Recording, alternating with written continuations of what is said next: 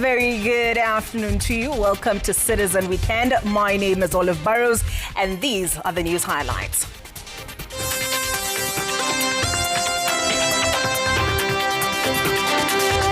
Family and friends pay tributes as memorial service is held for former Lugari MP Cyrus Jirongo. Meteorological department warns of heavy rainfall in parts of the country starting today. To the people, to the independent people of Somaliland. Israel becomes the first country to recognize Somaliland as an independent state.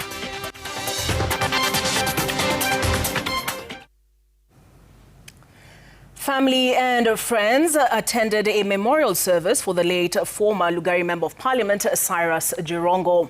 The service at the Chetambe Valley Road Church comes days before his burial. Jirongo died in a road accident on the morning of December the 13th when his vehicle was involved in a head-on collision in Naivasha.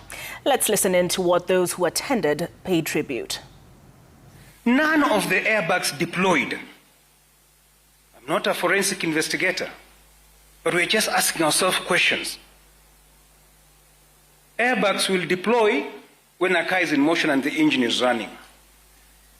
So was this car running? Was the engine running? It was placed there to be hit? These are the questions we want answered. We need to have thorough investigation on everything that is questionable. It does not presume guilt on anyone to have thorough investigation. And I offer to buy the torch, Khaniri, in that respect. Because the truth is important, and the truth is not presumption of guilt on anyone. The second thing is, for those of us, especially, let us be each other's brothers' keeper and sisters' keeper. And especially David Murade, those of us from the Uji and Chai Society. Families cannot put food on the table. Up north, from Garissa to Wajir to Mandera, people are starving. And we cannot feed these families. And here we are talking about Singapore. He would have asked, our health sector is in a mess. For the first time, Kenyatta National Hospital is about to collapse.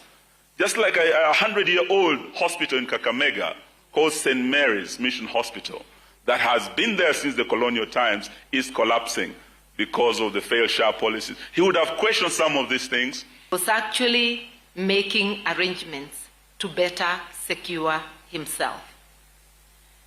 This accident came before that time. So those questions will linger. But for now, we stand with the family. We say farewell to a person who had a large heart, generous, who saw people for who they are, a person who not only loved the Mlembe nation, but humanity. He was such a leading developer that Nyayo approached him to lead YK 92. He was the only person at that time, and by that I mean African, who was a developer and a contractor who was putting up estates in Nairobi. The only other Kenyan I knew was Kenneth Gino Matiba. Jirongo was one of them. Hundreds of pilgrims gathered at the foot of Mount Kenya for the annual intergenerational prayers that have become more profound over the years. Led by elders from the Agikuyu community, the prayers were centered on national unity as well as peace in the wake of rising political tensions. The pilgrims also underscored the significance of the prayers, which they said are key in passing down important cultural lessons to the younger generation. With that report is Laura Otieno.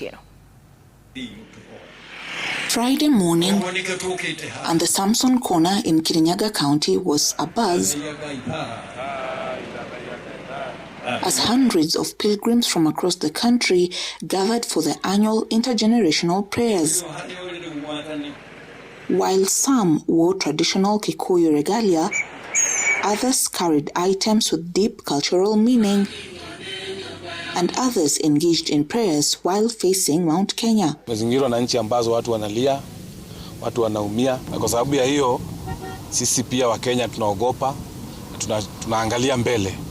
Naona ni vizuri tukuje tuombe Mwenyezi Mungu ili atuonee huruma sisi kama Kenya na atupatie amani. Nchi ya Kenya inasemekana itakuwa namba 2 kwa utajiri katika Afrika, tukipendana, tukikaa vizuri na tukiomba amani, kwa sababu amani ndio kitu ya mwanzo. Kwa hivyo maombi ya leo ni kuomba na kuombea kizazi chetu cha leo kiwe na ushirikiano mwema.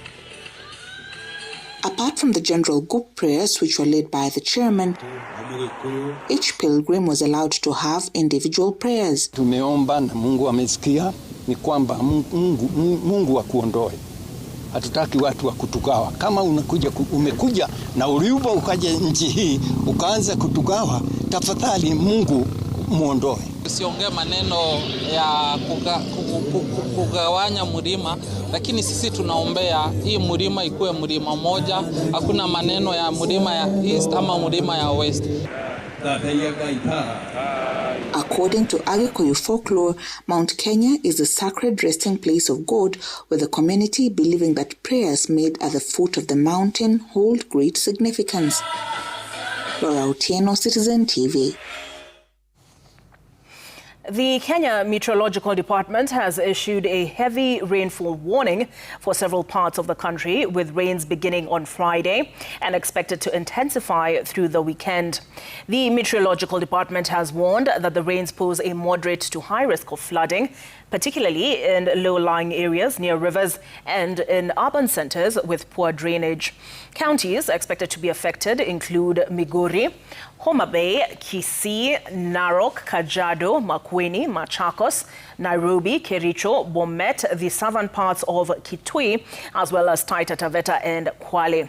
Residents in the affected areas are being urged to remain vigilant, avoid crossing flooded roads and rivers, and follow guidance from authorities and emergency response teams. The heavy rainfall is expected to ease by Monday.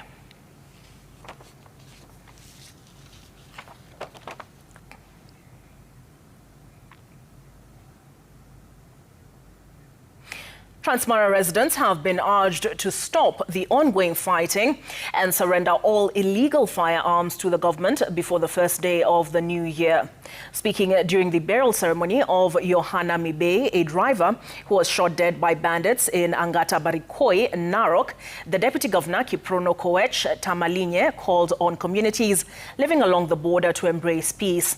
In a bid to find a lasting solution to the fighting, Narok County government has launched a 120-member committee drawn from the warring communities. All the time, kama county, kuhakikisha tumepata suluhisho ya Angata. Tulijaribu ile yote tuliweza, lakini mambo ilienda vile ilienda. Hii ingine imeanza hapa chini, ndio imetuletea shida ile kubwa sana katika Kenya hii. It has been the topic of this country for the last 1 week that kuna vita iko Angata na watu wanauliwa kiunyama kwa barabara. Hiyo ni kitu haijaifanyika. Tunasikianga hii maneno kule gov't, kule Iraq. Sio Angata, ifai kuwa Angata. Ilikujaje mpaka ikafika hapa Angata? Kama uliuza shamba na unataka kulete mzozo, tunataka kukemea, hatutaki maneno kama hiyo. Former Minister Chirau Mwakwere has been installed as the Mijikenda spokesperson. The installation took place at the historic home of former powerful politician Ronald Ngala, and that is in Vishakani Village, Kaloleni constituency, Kilifi County. The event brought together Kaya elders, professionals, leaders, and hundreds of community members. The event was also used to remember Ngala, popularly referred to as the father of Majimbo. With more is Francis Mtalaki. The day kicked off with a pilgrimage and traditional rituals at the mausoleum of the late Ronald Ngala, a key figure in Kenya's political history. In attendance was his son, former Minister Nwakata Ngala, who led the family in the commemoration. Sisi kama mji wa Ngala hatujasahau na hatutamsahau. Na nyinyi bila shaka hamtamsahau. The procession then moved to the installation ceremony, where former Minister Chirau Mwakwere was formally conferred as the Mijikenda spokesperson. Mwakwere, who already serves as Digo community spokesperson, now takes up the broader role representing the 9 sub-tribes. Nimekubali kuchukua uongozi huu. Nimekubali kuongea yale ambayo wenyewe nyinyi mtaniambia niongee. Sitaongea yangu mimi mwenyewe. Huwa mkali sana mara nyingine, lakini nitakayoongea ni sauti ya wenyewe Mijikenda. The ceremony was led by an advocate and witnessed by Kaya elders and leaders from all the 9 Mijikenda sub-tribes: Duruma, Digo, Giriama, Rabai, Chonyi, Kauma, Kambe, Jibana and Ribe. The leaders called for unity and preservation of cultural heritage, vowing not to be politically divided and to safeguard the legacy of former leaders. Zote 9 ni kitu kimoja, tua moja, sauti moja, mapangilio ya maendeleo mmoja. Wakenya pale walipo, Mijikenda leo wanaanza safari ya kujitambua na kudai haki zao kwa njia za kisheria. Ati ni sasa mwanzo huu ambao tumeanza hivi, si kwamba tutaviacha leo, vitaendelea. Hapa mimi si mgeni, na nikisimama hapa na kusema unyenyekevu wa marehemu Ngala, nitakuwa mimi niko na ujuzi kwa sababu nilikutana naye, nilimuona. Francis Mtalaki, Citizen TV, Mombasa. Interior Cabinet Secretary Kipchumba Murkomen says the government will intensify its crackdown on illegal alcohol and drug trafficking, particularly at the Kenya-Uganda border points in Trans Nzoia and Busia counties. He noted that drug abuse continues to affect a growing number of young people. Murkomen urged the public to reject societal vices and embrace nation building, adding that the government is fast-tracking job creation through youth empowerment programs to boost national development. He spoke while attending the Masengeli Cup 2025 finals in Saboti, Trans Nzoia County. Tuweze kudhibiti the use of alcohol, drugs na bangi. Isikuwe ni hii siku leo peke yake, but tupeleke hiyo campaign mpaka siku za uko mbeleni, so that we can have a community. Ya mwisho ni just to ask you youth, don't accept to be used by anybody to commit crime, especially mambo kama za goons or criminal gangs. Desist, msikubali. Shida kubwa hapa Trans Nzoia ni mambo ya miadarati na pombe haramu. Na tumekubaliana kwamba tunaweka bidii.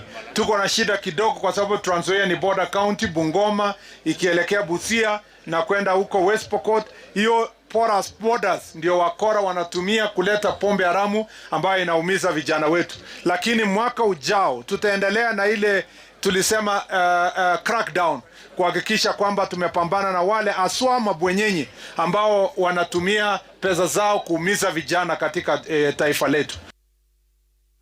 The government will construct a monument at Chetambe Fort in Bungoma to honor locals killed while resisting British colonial rule.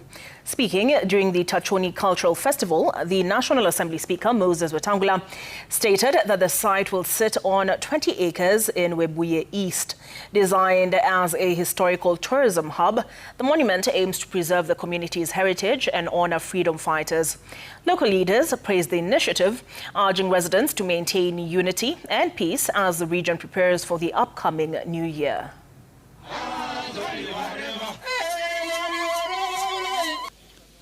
Ikiwezekana tutenge pesa ya serikali, tujenge monument mzuri hapa, tukijua watu wetu walikufia hapa, wengine waliponea hapa. Hakuna haja ya kuwa monument hapo Chetambe na ofisi hapa town. Let's have a complex there. Na kama shamba iko hata ikiwa kwa mikono ya watu binafsi, tutafute pesa tununue. Kama jamii za Kenya, umoja wa jamii ndio umoja wa nchi yetu. Mkizingatia utamaduni wenu ndio kulinda mila zetu. Business was brought to a standstill as locals barricaded major roads linking Kambiaju and Kulamawe villages to Isiolo town to protest the shooting of a 23-year-old youth in the area. It is alleged that Isaac Mutevia was shot by unknown assailants while outside an entertainment joint in Kambiaju, killing him on the spot. Such armed robberies have become rampant in the area, and locals want swift action from the local police in ensuring their safety. The irate residents also demanding for the transfer of the police from Kulamawe police post. Chini kijana rafiki yangu, ndugu yangu, na nilijaribu sababu hakuna respond yote. Nilijaribu kumbeba tu, ukiangalia shati yangu nyuma iko na damu. Nilijaribu kumbeba ili at least tuokoe maisha yake, lakini ikakuwa sitaweza. Tulipiga station tukaambiwa hakuna gari kwa within. Sasa bado tunataka serikali by the way mtupe security. Sasa hii unaenda hata mtu azitembea usiku. Ikifika saa 2 lazima uko kwa nyumba. Ukitembea masaa mengine hapa utapigwa, utaporwa, mwisho wanakumada tu. Hivyo tu atarudisha. Waende tuleto fresh watu fresh.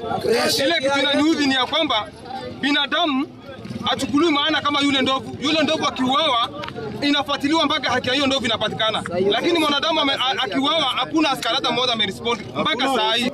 Maaskari wetu ndio wanataka kujua kazi gani wanafanya. Kama ni Saturday tunabishana na wako kijiji huko kujia return. Hiyo return watatuambia kama ndio kazi yao. As the festive season continues, administration police officers in Malindi took time to give back to the community. The officers spent the day with children at the Mama Anakuja orphanage. Led by the sub-county AP commander, Samuel Kariuki, the officers said the visit was a collective effort by the unit to support children who have faced a difficult life and remind them that they are cared for. Orphanage manager Naomi Wambua said the officers' presence was critical in building trust between the children and the police, especially when reporting abuse. Some of the children at the home are survivors of sexual abuse, while others were abandoned.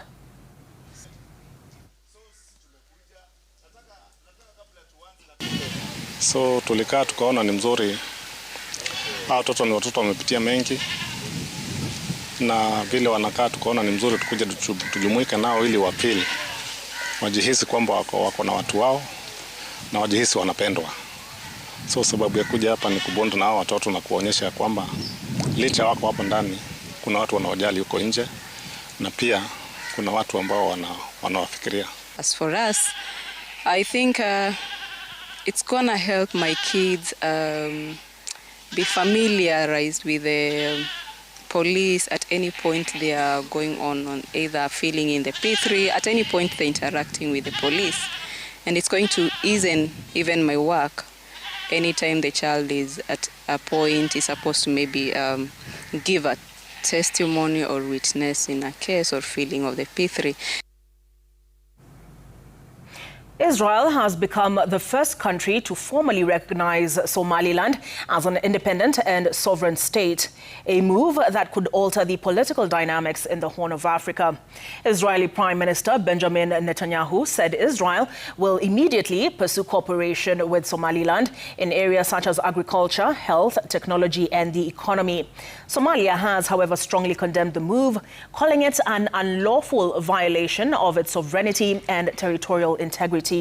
Egypt, alongside Somalia, Turkey and Djibouti, also criticized Israel's decision, warning it could threaten regional stability. The African Union rejected any recognition of Somaliland, reaffirming its support for Somalia's unity. Somaliland has operated as a self-governing region since 1991, but has not previously been recognized by any country. A great opportunity for expanding our partnership. We intend to work together with you on economic fields, on agriculture, in the fields of social development, all the things that we hope we can assist you, and we obviously believe in this friendship. This development affirms an objective reality that has long existed. Somaliland meets the legal, political, and institutional criteria of statehood under international law.